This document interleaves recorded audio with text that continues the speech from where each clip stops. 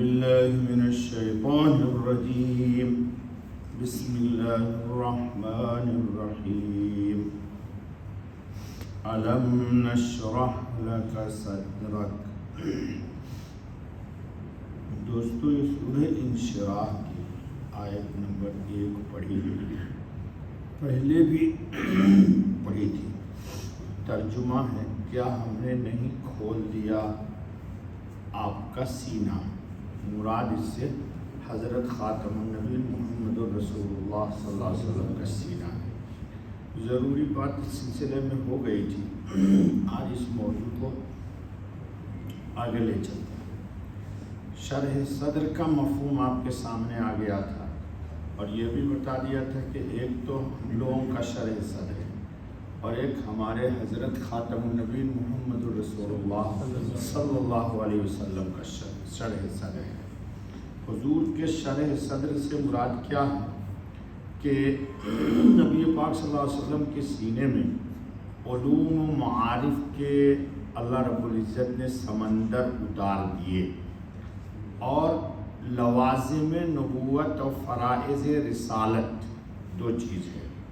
نبوت کے لیے کیا کیا چیز اللہ کی طرف سے چاہیے وہ سب کا سب بدرجہ عدم اللہ رب العزت نے حضرت خاتم النبی صلی اللہ علیہ وسلم کو عطا کیا. ایک بات.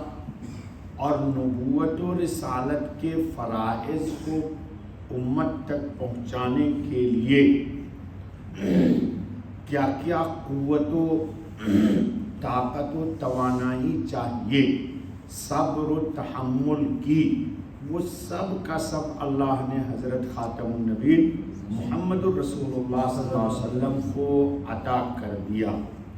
کیوں عطا کیا؟ تاکہ فرائض رسالت کو برداشت کرنے کو بڑا وسیع حوصلہ چاہیے اور وہ حوصلہ اللہ رب العزت نے حضرت خاتم النبی صلی اللہ علیہ وسلم کو دیا. کیسے؟ اس کی دلیل کیا ہے کہ بے شمار دشمنوں کی عداوت اور مخالفتوں کی مزاحمت سے گھبرانے نہ پائیں. اللہ نے قرآن میں کریم میں کہا ہے وَلَقَدْ نَعْلَمُ أَنَّكَ يَضِيقُ صَدْرُكَ بِمَا يَقُولُونَ فَسَبِّحْ بِحَمْدِ رَبِّكَ وَكُن مِّنَ السَّاجِدِينَ وَاعْبُدْ رَبَّكَ حَتَّى يَأْتِيَكَ الْيَقِينُ. اے محمد خاتم النبی صلی اللہ علیہ وسلم میں جانتا ہوں اللہ کرے وَلَقَدْ نَعْلَمُ ہم جانتے ہیں أَنَّكَ يَضِيقُ صَدْرُكَ بِمَا يَقُولُونَ آپ جب نبوت و رسالت کے فرائض کی ادائیگی کے لیے لوگوں کے پاس جاتے ہیں اور اللہ کی وحدانیت اور نبوت و رسالت کی حقیقت کیا ہے یہ جب بتاتے ہیں تو لوگ آپ کو ایسی بیہودہ لغو بات کہتے ہیں کہ جس سے آپ کا سینہ بالکل ہمارے یہاں اردو میں کہتے ہیں یار سینہ بیٹھ گیا دل بیٹھ گیا. ایسی گندی شخص نے بات کہی کہ میں تو بجھ گیا. اللہ کہتے ہیں وَلَقَدْ نَعْلَمُ أَنَّكَ يَضِيقُ صَدْرُكَ بِمَا يَقُولُونَ. تو اللہ نے نسخہ کیا بتایا؟ اللہ کرے یہ نسخہ ہم سب استعمال کریں. یہ نسخہ کیمیا ہے. کیا؟ فَسَبِّحْ بِحَمْدِ رَبِّكَ. تسبیح کیجئے اللہ کی اور حمد بیان کیجئے اللہ کی. یہ نسخہ کیمیا. غم کے وقت بندہ جب اللہ کی تسبیح کہتا ہے تو دوستو ایک بات یاد رکھو العظمت للہ والکبریاء للہ والجلال للہ والکمال للہ والکبریاء للہ. تو سب کچھ اللہ کے لیے. تو آپ کیوں متمنی ہیں ان باتوں کے کہ میری تعریف ہو یہ ہو وہ ہو وہ؟ اللہ تعالیٰ حضرت کو بتا رہے اور ہم کو سنا رہے تاکہ ہم بھی عمل کریں. غم کے وقت میں انسان جب اللہ کی تسبیح پڑھتا ہے تو اس کا مقام بلند ہوتا ہے. وہ اللہ کے سامنے گویا کہ اپنے آپ کو سلنڈر کر دیتا ہے کہ اے اللہ میں تو بہت ہی کچھ بھی نہیں ہوں سب کچھ تو تو ہی ہے. تو تسبیح تیری ہونی چاہیے تعریف تیری ہونی چاہیے. تو بندے نے میری تعریف کی نہ کی برا کہا بھلا کہا اسے کیا لینا کیا دینا. تو اللہ نے کہا فسبح بحمد ربک وکن من الساجدین اور سجدہ کرتے رہیے اللہ کو. وَاعْبُدْ رَبَّكَ اور اپنے رب کی عبادت کیجیے حتی یاتی کل یقین، یہاں تک کہ موت آ جائے، موت پر سارا غم کلوز، دنیا کا سارا غم موت پر ختم، اور ہر خوشی و مسرت و شادمانی فرحت انشاءاللہ موت کے بعد جب اللہ پاک خاتمہ ایمان پکڑ دے تو مزے ہی مزے، پھر دنیا کا نہ کوئی غم، نہ غم بیوی، نہ غم سالہ، نہ غم دز، نہ غم کالا۔ یہ پتہ نہیں کس کا ہے، تم بیوی والے کہو گے اچھا مولوی صاحب پھر تم بھی بے غم ہو جاؤ، نہ غم دز، نہ غم کالا، نہ غم بیوی، نہ غم سالہ۔ یہ پتہ نہیں کس کا ہے، مجھے نہیں معلوم یہ کیوں جاتا ہے۔ چلو، تو اللہ تعالیٰ نے وہ سب کچھ عطا کر دیا کس کو؟ حضرت خاتم النبیین علیہ الصلاۃ والتسلیم کو۔ اور سنو ایک بات اور، انبیاء علیہ الصلاۃ والتسلیم کی دو شان ہوتی ہے، اگر آپ کے سمجھ میں آ جائے تو، اور اللہ مجھے گویائی میں میں سمجھا سکوں تو۔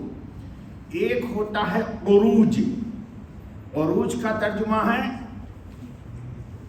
جی بولو اوپر، اس کو عروج بولتے، اور ایک ہے نزول، ایک ہے نیچے جانا اور ایک ہے اوپر جانا۔ انبیاء علیہ الصلاۃ والتسلیم کو اللہ پاک اپنی کمال قدرت سے اتنا ربانی اور روحانی اور باطنی عروج عطا فرماتے ہیں، یعنی بلندی عطا فرماتے ہیں کہ وہ ہر وقت اللہ کی تجلی میں غرق رہتا ہے۔ یہ شان نبوت ہے، یاد رکھیے گا۔ تو اب جب ادھر متوجہ رہے گا تو بھیجا گیا ہے لوگوں کی ہدایت کے لیے، تو پھر تو ہدایت نہیں ہو سکے گی لوگوں کو۔ لیکن نبوت کے ساتھ ساتھ جہاں عروج ہوتا ہے، یعنی وہ جتنی تجلی اللہ سے حاصل کرتا ہے اتنے ہی اس کے اندر نزول بھی ہوتا ہے کہ لے کر کے وہاں کا نور استعداد کے بقدر نبی اپنے امتی کو بھی عطا کرتا ہے۔ ہمارے اصطلاح میں ایک کو تصوف میں عروج کہتے ہیں اور اس کو نزول کہتے ہیں، اس کو نزول۔ چنانچہ حضور اکرم خاتم النبی صلی اللہ علیہ وسلم جی خود نے خود فرمایا، انی ارا ما لا ترون، میں وہ دیکھتا ہوں جو تم نہیں دیکھتے، واسمع ما لا تسمعون، وہ سنتا ہوں جو تم نہیں سنتے، اتت السماء، آسمان آواز کر رہا ہے، وحق لہ ان تئت، اور آسمان کو چرچرانے کا، آواز کرنے کا حق ہے۔ کیوں؟ 4 انگل بھی جگہ وہاں خالی نہیں ہے، الا وملک واضع جبہتہ للہ ساجدہ، مگر یہ کہ کوئی فرشتہ اللہ کو سجدہ ریز ہے۔ کیا بات کہہ دی؟ اس کے لیے 1 گھنٹہ چاہیے، یا تمہیں کہاں سے لاؤں۔ پھر فرمایا کہ اگر تم جان جاؤ جو میں جانتا ہوں اور وہ جو میں دیکھتا ہوں تم دیکھ لو، تو تم اپنے گھروں میں نہیں رہو گے، لخرجتم الی الصعودات، تو تم جنگلوں میں بھاگ جاؤ گے، وما تلذذتم بالنساء علی الفرش، اور اپنی بیویوں کے ساتھ بستر پر تم لذت حاصل نہ کرتے۔ لیکن میں اللہ کا نبی ہوں، سب کچھ حاصل کرتا ہوں، اس کے باوجود تم لوگوں کے ساتھ بیٹھ کے اللہ کا پیغام پہنچاتا ہوں۔ میں جنگل میں نہیں گیا، رہبانیت میرے مسلک میں نہیں ہے، ہمارے دین میں رہبانیت نہیں ہے۔ تو یاد رکھ لیجئے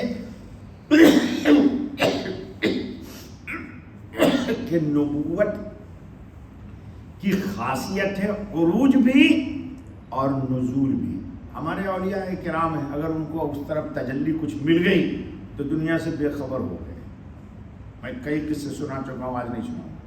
تو بہرحال دوستو، اللہ تعالیٰ نے وہ سب کچھ عطا کیا ہے حضرت خاتم النبی صلی اللہ علیہ وسلم کو، جو نبوت کی اشاعت کے لیے، رسالت کے فریضے کو پہنچانے کے لیے، قرآن کریم کی ہدایت کی باتوں کو نشر و اشاعت کے لیے، وہ سب کی سب قوت اللہ تعالیٰ نے کس کو عطا کی؟ حضرت محمد الرسول اللہ خاتم النبیین صلی اللہ علیہ وسلم کو اللہ نے اسی کو اس میں کہا ہے الم نشرح لک صدرک۔ بعض لوگ اس کی تفسیر یہ بھی کرتے ہیں کہ شرح صدر سے مراد ہے سینہ مبارک کا شق صدر ہو سکتا ہے. بعض لوگوں نے کہا 4 دفعہ ہوا، لیکن 2 دفعہ والی روایت سہولت ہے. ایک جب حلیمہ سعدیہ کے ہاں تھے آپ صلی اللہ علیہ وسلم، تو جبریل علیہ السلام آئے اور ایک درخت کے نیچے، وہ درخت میں نے بھی دیکھا ہے الحمدللہ، کہ آپ صلی اللہ علیہ وسلم کو لٹایا. وہ درخت ابھی بھی ہے جی بنی سعد میں، اور سینہ کو چاک کیا، دل کو نکالا، نکالنے کے بعد اس میں سے کچھ چیز نکال کے پھینک دی اور زمزم سے دھل کر کے پھر اس کو رکھ دیا. تو وہ چیزیں جو انسان کو اطاعت سے، عبادت سے، اللہ کی طرف توجہ سے روکتی ہے، وہ سب کا سب جبریل علیہ السلام نے نکال کے ہٹا دیا، اور خالصتاً حضور میں انابت اللہ کی شان پیدا ہو گئی، اور ایک شب معراج کی سب میں ہوا ہے. اللہ تعالی ہم سب کو شرح صدر عطا فرمائے. بس تو کل آگے چلیں گے، اس لیے تک لمبی بات کریں.